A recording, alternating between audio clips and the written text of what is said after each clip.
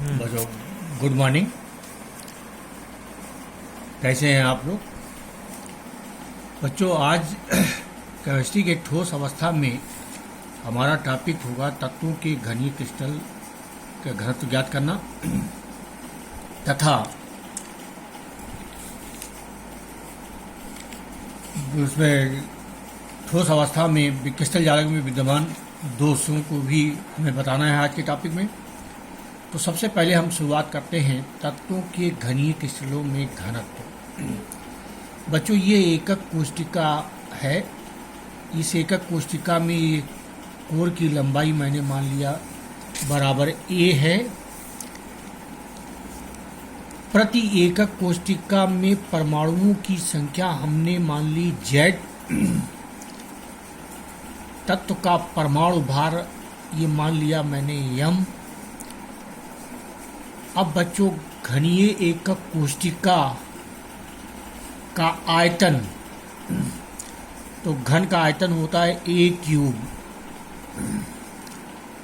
एकक कोशिका का घनत्व, बच्चों घनत्व बराबर होता है, ये सब आपको पता होगा, हाई स्कूल की कक्षाओं में बताया होगा कि द्रव्यमान बटे आयतन।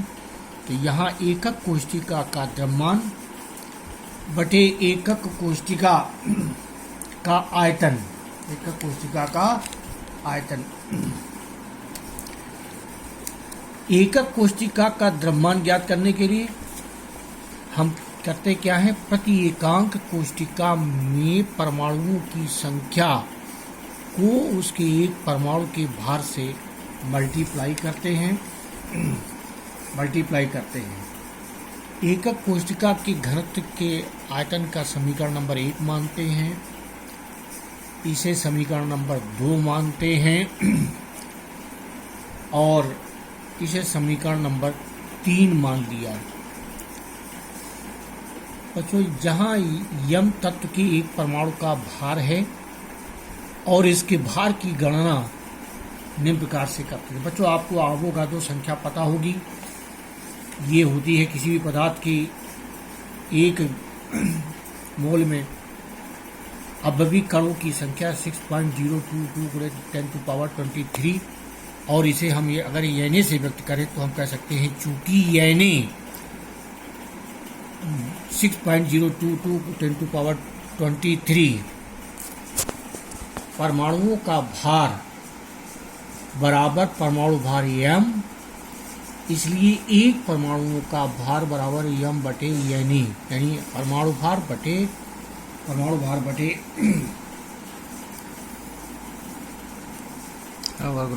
अवोगाद्रो संख्या। एकक कोशिका का द्रव्यमान ये रखने के लिए हम इस मान को, समीकरण 4 के मान को समीकरण 3 में रखने पर, तो एकक कोशिका का द्रव्यमान Z × m बटे Na। अब क्रिस्टल के घनत्व D बराबर एकक कोशिका का द्रव्यमान बटे एकक कोशिका का आयतन, ये मान रखें तो Z × m यानी अपान a³ Z × m अपान a³ × Na, जहाँ Z है अणुओं की संख्या, m है परमाणु भार, a है आयतन और Na है अवोगाद्रो संख्या। Z का मान ये है। सरल घनीय व केंद्रित फलक की कोशिका के लिए क्रमशः 1, 2 तथा 4 होता है।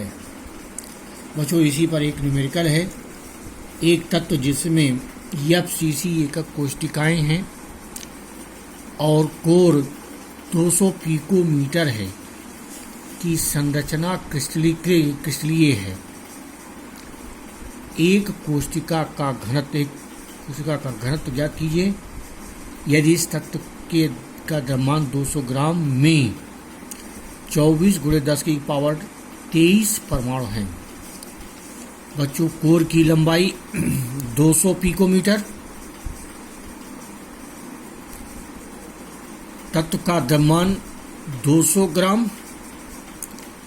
एफसीसी एकक कोष्टिका में परमाणुओं की संख्या Z बराबर 4 होगी, क्योंकि एकक कोष्टिका में घनीय एकक कोष्टिका में घन के कोरों के कारण 8 घन के कोरों के कारण 1 और फलक पर उपस्थित 3, इस प्रकार कुल 4 परमाणु होंगे।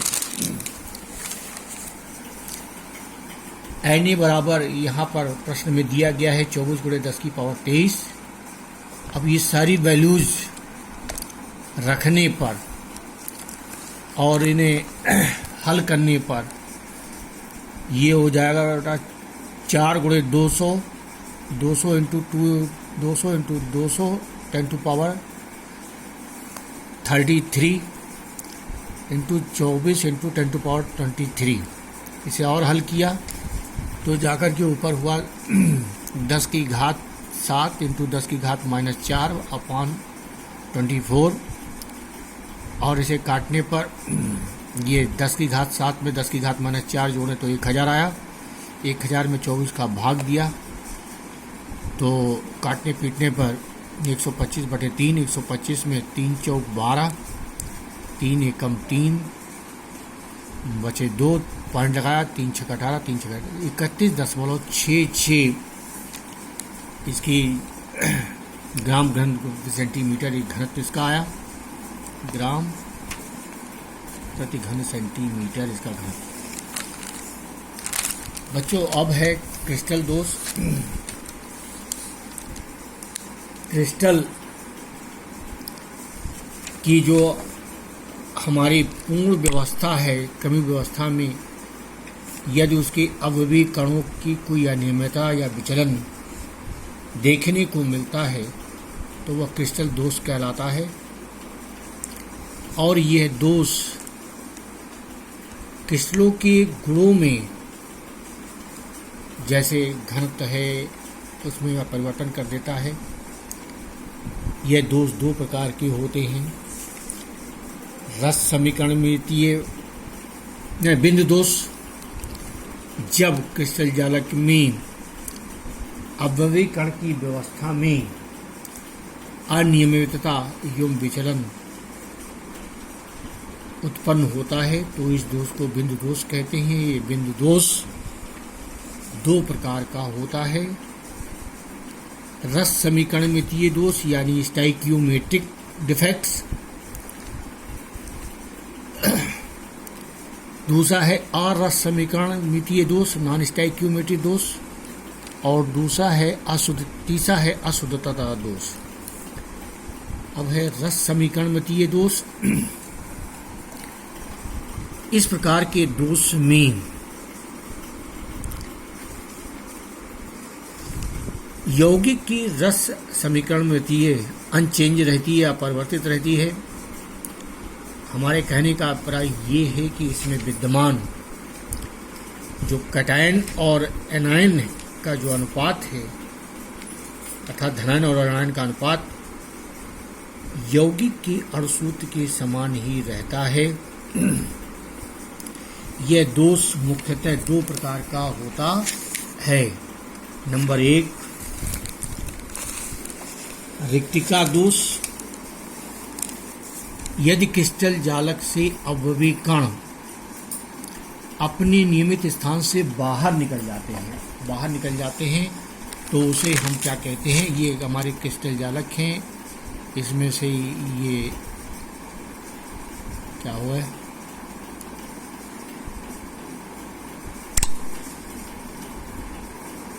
ये बच्चों देखिए बाहर निकल गए। ये जो हमने स्क्वायर बनाया यहाँ से क्रिस्टल जालक में से बिंदु बाहर निकल गए। तो ऐसा होने पर यह दोष हमारा रिक्तिका दोष कहलाता है। और इस दोष के कारण पदार्थ का जो डेंसिटी है, घनत्व कम हो जाती है। यह दोष पदार्थ को गर्म करने पर भी उत्पन्न हो जाता है, इसलिए इस दोष को हम ऊष्मागतिकी दोष भी कहते हैं। अब है अंतराकाशी दोष।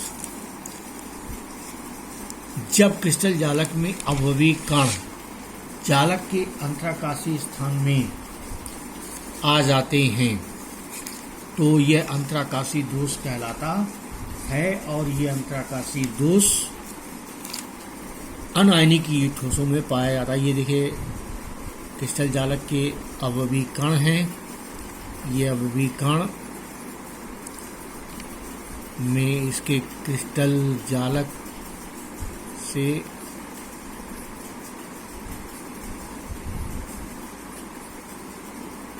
अंतराकाशी दोष में क्रिस्टल जालक से ये अंतराकाश में आ जाते हैं। कहाँ आ जाते हैं? अंतराकाश में। और इस अंतराकाश के कारण ठोसों का घनत्व बढ़ जाता है और यह दोष आयनिक ठोसों में भी पाया जाता है, और ये भी दोष शाटकी दोष और फ्रैंकल दोष के नाम से जाने जाते हैं। शाटकी दोष